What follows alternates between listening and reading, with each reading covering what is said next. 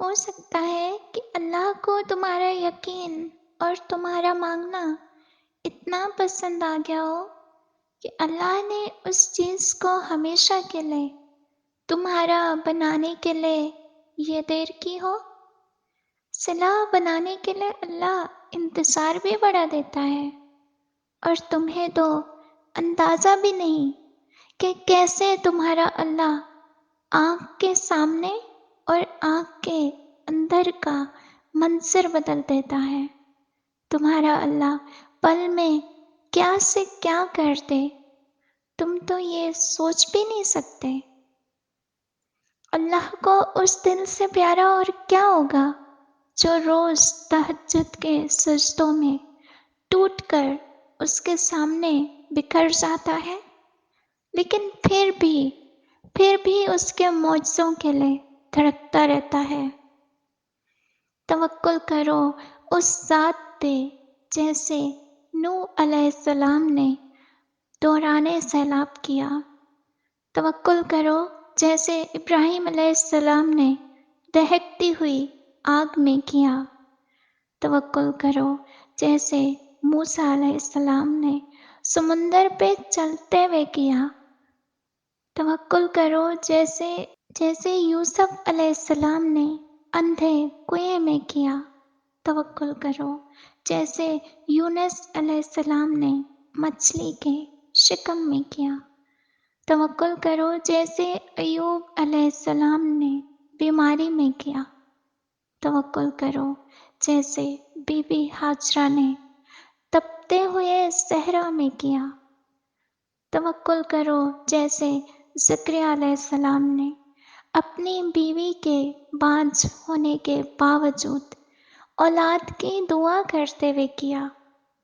بس یقین رکھو، اندھا یقین۔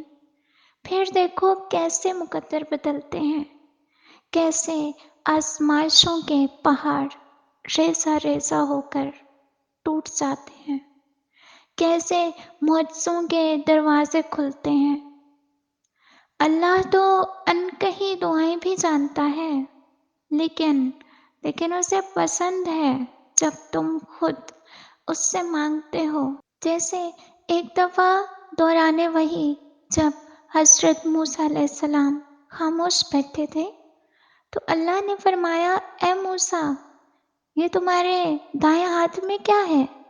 تو موسیٰ علیہ السلام کہنے لگے، یہ میری لاٹھی ہے، میں اس پر ٹیک لگاتا ہوں یا اللہ، اور میں اکثر اس کے ساتھ بکریوں پر پتے بھی جھاڑتا ہوں۔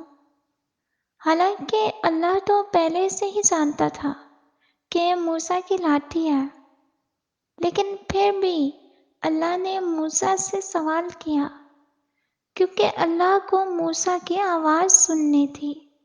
اللہ کو جواب پہلے سے ہی معلوم تھا، لیکن اللہ کو یہ جواب موسیٰ کی زبان سے سننا تھا۔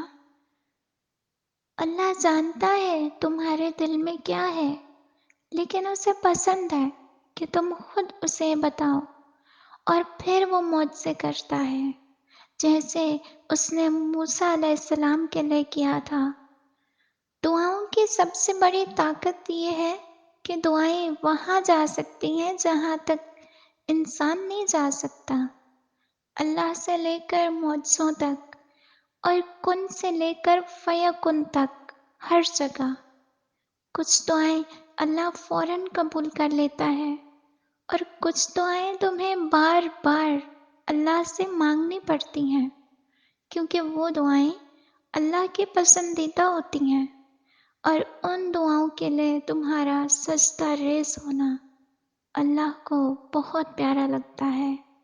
اس لیے اللہ ان دعاؤں کو تمہارے دل سے کبھی بھی نکلنے نہیں دیتا، تاکہ تم اللہ سے مانگنا نہ چھوڑو، کیونکہ وہ دعائیں ہی تمہارا مقدر ہوتی ہیں۔ بس ان کی قبولیت کے لیے اللہ نے جو وقت مقرر کر رکھا ہوتا ہے، وہ تمہاری سوچ سے